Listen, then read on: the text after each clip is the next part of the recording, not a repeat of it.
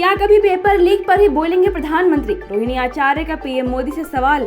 NEET paper leak मामले को लेकर रोहिणी आचार्य ने प्रधानमंत्री नरेंद्र मोदी पर निशाना साधते हुए सवाल किया कि आखिर पीएम पेपर लीक पर चर्चा करने से क्यों बच रहे हैं। रोहिणी आचार्य ने एक्स पर लिखा, हमारे प्रधानमंत्री जी चर्चा करने का मौका व मुद्दा ढूंढ निकालने के लिए ही जाने जाते हैं। अभी मौका भी मुफीद है और मुद्दा भी देश के युवाओं के भविष्य से सीधे तौर पर जुड़ा है। ऐसे में काश प्रधानमंत्री जी कल पेपर लीक पर भी एक बार चर्चा कर लेते या फिर अपने अगले मन की बात में पेपर लीक से लाखों छात्रों को भविष्य पर मंडाते संकट की बात कर लेते। विक्रमशिला पुल टूटने के 10 दिन बाद खुली पप्पू यादव की नींद। पटना के 10 दिन बाद विक्रमशिला सेतु का निरीक्षण करने पहुंचे पप्पू यादव ने कहा कि हम पहले ही राजनीति से तौबा कर चुके हैं। विक्रमशिला सेतु का निरीक्षण करने के बाद पप्पू यादव ने कहा कि पुल का छड़िया देखिए, क्या यह पुल बचेगा? पुल का हाल ठीक नहीं है। लोगों की समस्याओं को देखते हुए पप्पू यादव सरकार से 10 स्टीमर फ्री देने की मांग की है। पप्पू यादव ने आगे कहा कि जनता को नाविक से कब तक लुटवाइएगा? जिस किसी के चलते यह पुल गिरी है उन सभी को रिजाइन दे देना चाहिए। नीतीश को तगड़ा झटका, बेटे को एमएलसी चुनाव नहीं जिता सके राधाचरण। बिहार में एनडीए की नई सरकार के गठन के बाद हुए पहले उपचुनाव में पूर्व मुख्यमंत्री नीतीश कुमार की पार्टी जेडीयू को बड़ा झटका लगा है। भोजपुर बक्सर स्थानीय प्राधिकार विधान परिषद सीट पर लालू तेजस्वी यादव की पार्टी आरजेडी के प्रत्याशी सोनू राय जीतकर एमएलसी बन गए हैं। उन्होंने एनडीए सारथिक जेडीयू कैंडिडेट कन्हैया प्रसाद को 350 से अधिक वोटों से हरा दिया। यह सीट पहले पीएम मोदी की अपील पर बड़ा असर। प्रधानमंत्री नरेंद्र मोदी की अपील का असर दिखने लगा है। इसी कड़ी में पीएम की अपील से प्रेरित होकर बांका जिला न्यायालय के एक अनोखी पहल देखने को मिली।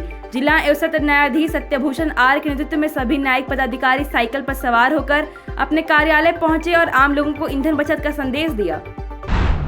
नीतीश कुमार ने कलायन बिघा में पत्नी मंजू देवी की पुण्यतिथि पर दी श्रद्धांजलि। बिहार के नालंदा जिले के कलायन बिघा गांव में राज्यसभा सदस्य बनने के बाद पहली बार पहुंचे नीतीश कुमार ने पत्नी स्वर्गीय मंजू देवी की 19वीं पुण्यतिथि पर श्रद्धांजलि अर्पित की। इस दौरान उन्होंने ग्रामीणों और कार्यकर्ताओं से मुलाकात की तथा मंदिर में पूजा अर्चना भी की।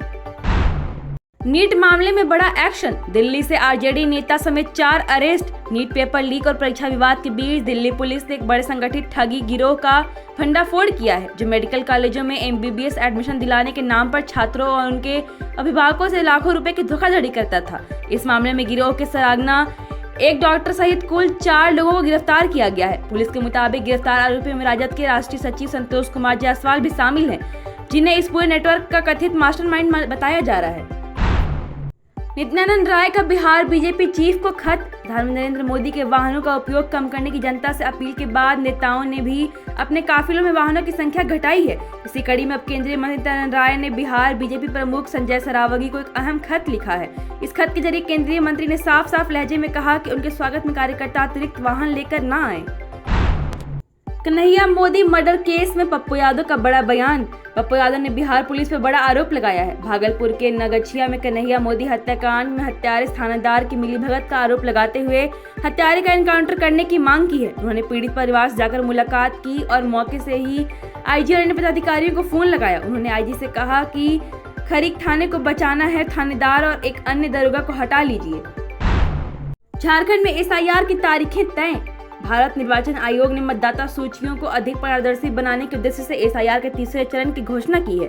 झारखंड में 30 जून से 5 अक्टूबर तक बीएलओ द्वारा त्रुटियां दूर की जाएंगी।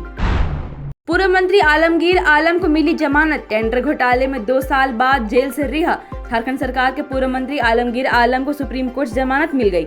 आलम को गुरुवार को जेल से रिहा कर दिया गया। सोमवार को जमानत मिलने के बाद आदेश अपलोड न हो पाने के कारण रिहाई नहीं हो पाई थी। आलमगीर के साथ उनके पीए संजीव लाल को भी जेल से रिहा कर दिया गया है। Thank you so much for watching this video. Don't forget to like, comment, share and subscribe.